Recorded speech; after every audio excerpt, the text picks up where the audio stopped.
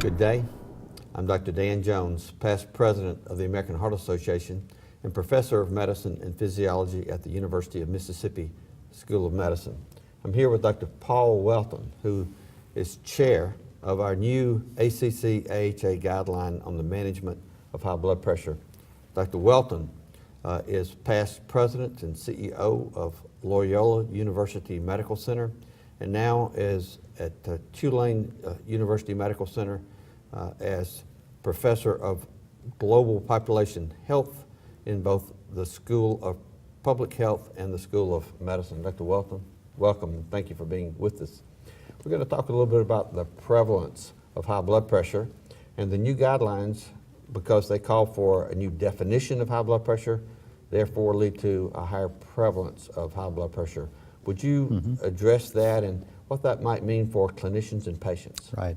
Well, that's absolutely right. You know, we have had a set of classifications that have been in place from 1997, long time, and they're changed. Now we still have normal just as it was before, less than 120 systolic, less than 80 diastolic, and that's about 40% of the general adult population. We have that new category called elevated blood pressure. That's about 10–12% of the population.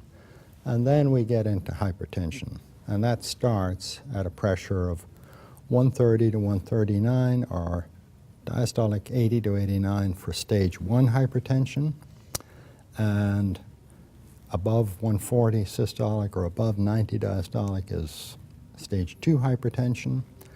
And that is moved up from about a third, hypertension that is moved up from about a third in the previous classification. Now it's close to half the adult population. So it's a larger group.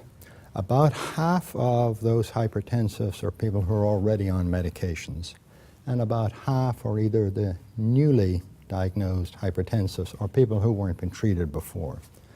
So it captures those at risk better than the previous guidelines. So what do you say to the frustrated clinician who says he's busy enough trying to control the blood pressure of who we already know about, and gee, it's going to be hard to add all these new people? Well, I say it's a fantastic opportunity. We're going to do better. Certainly, we should continue to focus, as we have in the past, on the 140 and 90 and above. We think they're at very high risk. They're stage 2 hypertension. But there's an opportunity to capture people we didn't really capture before. We call them pre-hypertensives, as if they were okay, they just needed to wait a while.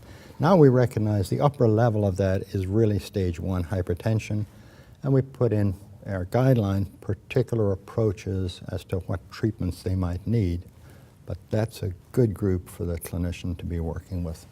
I presume this new decision about increasing the number of people who are identified as having high blood pressure was based on some new evidence. So what's happened since 1997 that would lead the guideline committee to adopt this more aggressive, including more people in the prevalence of high blood pressure? Well, two things. Hypertension is a pragmatic decision. The body doesn't understand it, but we find it useful as clinicians to make decisions. And really it's based on a combination of understanding an individual's risk and their likelihood that they'll benefit from therapy. So we have great information on risk now, and we know in that stage 1 group, the 130 to 139 systolic, that they're already at about double the risk for having a heart attack compared to those who have a normal blood pressure. How will you respond to the criticism that increasing the prevalence is just going to help the drug companies? We're just putting more and more people on drugs. Well, actually, most of the newly diagnosed individuals, that's the stage 1 hypertensives, we will be recommending, or we are recommending in our guideline, that they be treated with non-pharmacologic approaches, lifestyle change, and that will be sufficient. And that's very important. That's always the starting point for managing high blood pressure. There will be a minority in that category who will benefit from antihypertensive drug therapy as well.